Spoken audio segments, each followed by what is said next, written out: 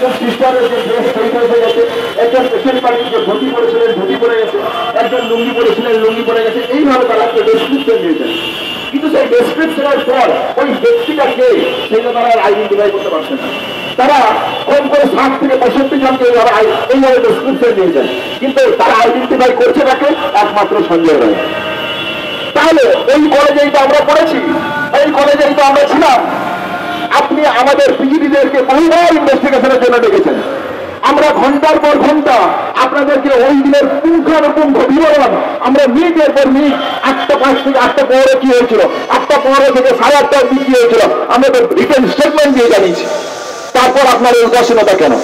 তাহলে একটা ক্লাস 4-5 ছেলে মনে করে যে ইনভেস্টিগেশনের ক্ষেত্রে এই জায়গা থেকে এইটাই যদি ক্রাইম সিন আমি বলে মনে করি, তাহলে কারা ছিল তাদেরকে আমি আইডেন্টিফাই করতে পারবো না, করবো না কেন? যদি আমার মনে হয় তদন্তের কাজ ক্ষেত্রে তাদের আমি ইন্টারোগেট করবো না কেন? কিন্তু সিবিআই করলো না। কারণ যে কোনো শুরুতে বলছিলাম যে কলকাতা পুলিশ ঠিক যে চোখ দেখিয়েছে সিবিআইকে, সিবিআই ঠিক সেই চোখ দিয়ে দেখছে। আবার যদি আপনারা দেখেন, আমরা তো নর্মাল চিকিৎসকের একজন ভাবনার জায়গা থেকে সেমিনার রুমের যে ভৌগোলিক পজিশন, সেই পজিশন থেকে বলেছিলাম যে একাধিক ব্যক্তি এই ঘটনার সাথে জড়িত থাকতে পারে।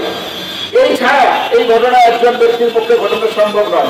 আপনি যদি মনে করেন এই ঘটনা একজন ব্যক্তির পক্ষে ঘটনা সম্ভব, তাহলে মোটিভ কি ছিল বলুন, কি উদ্দেশ্য ছিল বলুন?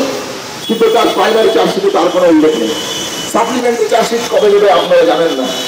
তাহলে এই যে ইনভেস্টিগেশনের ভঙ্গিমা, ইনভেস্টিগেশনের যে প্রক্রিয়া, এই প্রক্রিয়া থেকে সুস্পষ্ট যে সিবিআই কাউকে না কাউকে আড়াল করতে চাইছে, যার সম্পর্কে আমার সংযোজন ফরেন্সিকের যে রিপোর্টে বলা হচ্ছে যে কথা শুরুতে বলছিলাম যে বাকি যে সম্পদগুলো কালেক্ট করা হয়েছিল সেই রিপোর্টগুলো কোথায়? খুব তো সহজ জিনিস এটাই, যদি ওখানে একাধিক ব্যক্তির প্রেজেন্স থাকে তাহলে একাধিক ডিএনএ থাকবে।